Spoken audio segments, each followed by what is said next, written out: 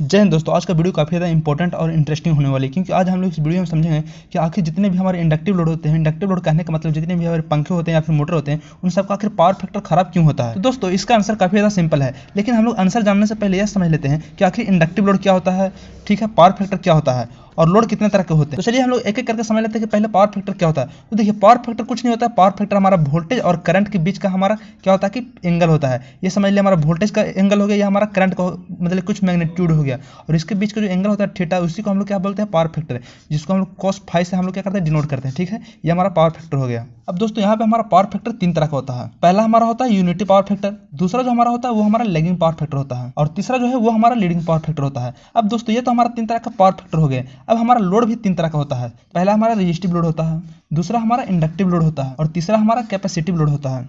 अब चलिए हम लोग यहाँ पे लोड को और यहाँ पे पावर फैक्टर को एक साथ समझ लेते हैं अच्छे से।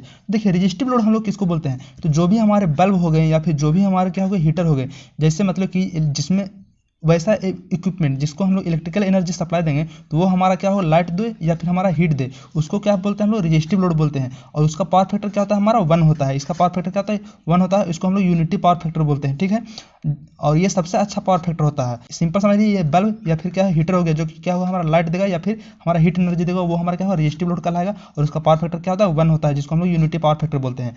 दूसरा है हमारा इंडक्टिव लोड। इंडक्टिव लोड क्या होता है कि जो भी हमारे मोटर होते हैं, तो मोटर में क्या होता है कि हमारा कॉइल गोल गोल लपेटा रहता है, जो कि क्या होता है, हमारा मैग्नेटिक फील्ड बनता है, जिससे क्या होता है कि टॉर्क लगता है, तो मोटर घूमता है। तो जितने भी हमारे मोटर हो गए, चाहे कोई भी मोटर हो, वो क्या हमारा इंडक्टिव लोड हो गए। ठीक है, और उसका पावर फैक्टर क्या होता है, लैगिंग होता है। लैगिंग कहने का मतलब कि एक से उसका वैल्यू कम रहेगा, इसका वैल्यू एक नहीं रहेगा। एक हमेशा क्या होता है, यूनिटी का रहता है। लैगिंग का जितना भी पावर फैक्टर होता है वो हमारा 0.9 होगा, 0.8 होगा या फिर 0.7 होगा। ठीक है, ये हमारा क्या होता है, लैगिंग पावर फैक्टर होता है। तीसरा है हमारा कैपेसिटिव लोड। तो ये एक तरह से लोड नहीं समझिए, ये क्या करता है कि जो भी हमारा ये पावर फैक्टर जो हमारा इंडक्टिव लोड के कारण जो खराब हो जाता है, उसी पावर फैक्टर को कैपेसिटिव लोड क्या करता है, हमारा इंक्रीज कर देता है, जिसको हम लोग लीडिंग पावर फैक्टर बोलते हैं। इसमें क्या होता है कि हम लोग कैपेसिटर लगाते हैं। जितने भी हमारे इंडस्ट्री होते हैं उसमें क्या होता है कि हमारा इंडक्शन मोटर चलता है, तो वहाँ पे क्या होता है कि पावर फैक्टर कमजोर हो जाता है। तो उस पूरा पावर फैक्टर को अच्छा करने के लिए क्या करते हैं, हम लोग यहाँ पे कैपेसिटर लगाते हैं, जो कि क्या करता है कि वहाँ पे हमारा इंडक्टिव लोड को क्या करता है कि रेजिस्टिव लोड के करीब करीब ले जाने का प्रयास करता है। मतलब कि पावर फैक्टर अच्छा करने के लिए यहाँ पे हम लोग कैपेसिटिव लोड लगाते हैं, मतलब कैपेसिटर लगाते हैं। तो इन सब चीज़ों से आप लोगों को पता चलेगा कि लोड क्या होता है, पावर फैक्टर क्या होता है। अब हम लोग अपने मेन कॉन्सेप्ट पे आते हैं। तो दोस्तों जितने भी हमारे मोटर है, चाहे वो सीलिंग फैन को है, टेबल फैन हो या फिर इंडक्शन मोटर है, सबको पावर फैक्टर खराब होने के पीछे सिर्फ एक कारण है, और वो है हमारा फ्रिंगिंग इफेक्ट। अब समझते हैं हम लोग फ्रिंगिंग इफेक्ट आखिर होता क्या है। तो फ्रिंगिंग इफेक्ट समझने के लिए मैं यहाँ पे दो सर्किट बना रहा हूँ। तो दोस्तों यहाँ पे मैंने दो कोर बना लिया है। ये कोर क्या है हमारा, इस पे हमारा क्या है कि कॉइल लपेटा हुआ कॉपर का। ठीक है, इस पे भी कॉइल लपेटा हुआ कॉपर का। अब यहाँ पे क्या करते हैं, हम लोग एसी सप्लाई देते हैं। यहाँ पे हम लोग 220 वोल्ट समझ लीजिए एसी सप्लाई दे रहे हैं। यहाँ पे भी क्या करें, 220 वोल्ट हम लोग एसी सप्लाई दे रहे हैं। ठीक है, यहाँ पे अब क्या हो रहा है कि यहाँ पे जब हम लोग कॉइल इस पे लपेटे हैं, तो यहाँ पे क्या होगा कि हमारा समझ लीजिए ट्रांसफार्मर की तरह समझ लीजिए वर्क करेगा। ठीक है, तो यहाँ पे क्या होगा, यहाँ पे हमारा फ्लक्स जनरेट होगा। ये फ्लक्स क्या होगा कि इस तरह से ये अपना क्लोज सर्किट पाथ फॉलो करते हुए यहाँ पे हमारा इस तरह से गोल गोल घूमते रहेगा इस सर्किट में। ठीक है, क्योंकि यहाँ पे ये सर्किट है पूरा क्या है, हमारा क्लोज है। ठीक है, यहाँ पे भी क्या होगा कि यहाँ पे भी हमारा यहाँ पे ये टर्न लपेटा हुआ, तो यहाँ पे भी क्या होगा, हमारा फ्लक्स जनरेट होगा। ये फ्लक्स क्या होगा कि हमारा आगे बढ़ेगा, तो आगे बढ़ते हुए ये यहाँ तक आएगा। ठीक है, और यहाँ से क्या होगा कि ये अपना रास्ता क्लोज करना चाहेगा और यहाँ तक घूमना चाहेगा।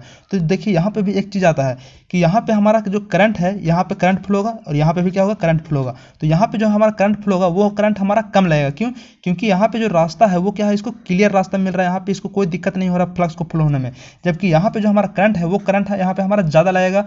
ठीक है, फ्लो होने के लिए। क्यों, क्योंकि यहाँ पे जो ये चल रहा है, तो बीच में क्या आ रहा है, यहाँ पे एयर आ जा रहा है। एयर में क्या हो रहा है कि यहाँ पे जो हमारा फ्लक्स जो हमारा जो फाइव जो ये फ्लक्स बन रहा है, वो क्या हो रहा है, नंबर ऑफ फील्ड लाइन जो हमारा जो पास करेगा इससे, वो क्या होगा, यहाँ पे आके कमजोर होगा। तो इसको मेंटेन करने के लिए, मतलब इसको मजबूत स्ट्रॉन्ग बनाए रखने के लिए यहाँ पे ये एक्स्ट्रा करंट लेगा। मतलब कि इसके कंपेरिजन में यहाँ पे ज़्यादा करंट लगेगा, क्योंकि यहाँ पे नंबर ऑफ फील्ड लाइन क्या है कि इसको मजबूत रखना है इस एयर के थ्रू। आप यहाँ पे थोड़ा सा इस प्रकार समझ सकते हैं कि जैसे कि मान लीजिए एक पतला गली है, इसमें मान लीजिए 5 या 10 आदमी जा रहा है, तो यहाँ पे क्या होगा कि एक दूसरे को ये करीब मतलब सट के जाएगा। लेकिन जैसे यहाँ पे रास्ता चौड़ा आएगा, तो सारा आदमी एक दूसरे क्या होगा, दूर दूर हो जाएगा, मतलब कि ये आराम से जाने लगेगा। उसी प्रकार से यहाँ पे जो फ्लक्स है वो क्या होगा, एक पतला रास्ता से जा रहा है, मतलब कि इसका इंटेंसिटी मतलब कि ये तीखापन इसमें ज़्यादा अभी है। लेकिन जैसे ये एयर को कंटेक्ट में यहाँ पे आएगा, तो क्या होगा, यहाँ पे इसका एक दूसरे को रिपेल करने लगेगा। तो यहाँ पे इसको मजबूत बनाए रखने के लिए क्या होगा, वो एक्स्ट्रा करंट लेगा। तो इसी को हम लोग फ्रिंगिंग इफेक्ट बोलते हैं, जहाँ पे क्या करता है कि यह मतलब कि एयर में हमारा जो नंबर ऑफ फील्ड लाइन्स है, उस एयर में नंबर ऑफ फील्ड लाइन्स को मजबूत बनाए रखने के लिए, मतलब कि उसको स्ट्रॉन्ग बनाए रखने के लिए जो भी हमारा एक्स्ट्रा करंट लेगा उसको हम लोग बोलते हैं फ्रिंगिंग इफेक्ट। ठीक यही फ्रिंगिंग इफेक्ट का कॉन्सेप्ट हमारा यूज होता है इसमें पंखा में। जैसे कि मान लीजिए हमारा सीलिंग फैन है या फिर मोटर है, कोई भी कुछ भी हो, तो मोटर में क्या होता है, दो पार्ट हमारा होता है। जो बाहर का जो पार्ट होता है वो हमारा होता है स्टेटर, ठीक है, जो कि क्या होता है कि स्थिर रहता है, ये हमारा घूमता नहीं है। जो अंदर का जो पार्ट होता है उसको हम लोग बोलते हैं रोटर, जो कि क्या करता है, हमारा लाइन देने पर घूमता है। इसमें होता क्या है, यहाँ पे तो हम लोग वाइंडिंग किया रहता है, तो जैसे हम लोग यहाँ पे इलेक्ट्रिकली सप्लाई देते हैं तो क्या होता है कि यहाँ पे हमारा फ्लक्स बनता है। फ्लक्स बनता है तो क्या होता है कि ये स्टेटर और रोटर के बीच में क्या होता है कि हल्का हल्का यहाँ पे एयर गैप रहता है, पूरा एक दूसरा से सटा नहीं रहता है। इसके बीच में क्या होता है कि हवा होता है। तो उस हवा को मतलब कि फ्लक्स, उस हवा के बीच में जो फ्लक्स रहता है उसको मजबूत बनाने के लिए क्या करता है, यहाँ पे वो ज़्यादा करंट खींचता है। तो ज़्यादा करंट खींचता है तो वहाँ पे क्या होता है कि हमारा पावर फैक्टर है वो क्या होता है, लैग कर जाता है। मतलब कि जो वोल्टेज और करंट के बीच का जो एंगल है वो क्या होता है, हमारा कम होता है। ये इससे वोल्टेज का ये एंगल हो गया, ये हमारा करंट का एंगल हो गया, वो कुछ थीटा डिग्री से क्या होता है कि झुक जाता है, मतलब कम जाता है। जिसके कारण क्या होता है कि हमारा पावर फैक्टर जो है वो हमारा क्या होता है, पुअर हो जाता है।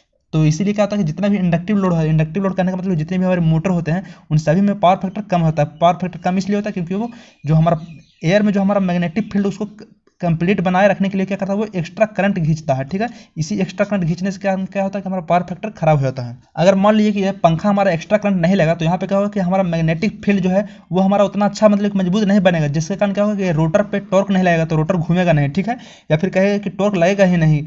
इसलिए क्या करता है, एक्स्ट्रा करंट लेता है ताकि क्या करता है, यहाँ पे टॉर्क वो ज़्यादा मजबूत हमारा बनता है, मतलब कि जो फ्लक्स है वो क्या काफ़ी ज़्यादा मजबूत बनता है। तो बस यही था हमारा पावर फैक्टर खराब होने का कारण, कि जो भी हमारा फ्रिंगिंग इफेक्ट के कारण क्या होता है, पावर फैक्टर खराब होता है। अगर आपसे इलेक्ट्रिकल के इंटरव्यू में भी अगर आपसे ये सवाल पूछा जाएगा तो आपको सीधा से बोलना है कि फ्रिंगिंग इफेक्ट के कारण क्या होता है कि हमारा इंडक्टिव लोड का पावर फैक्टर खराब होता है।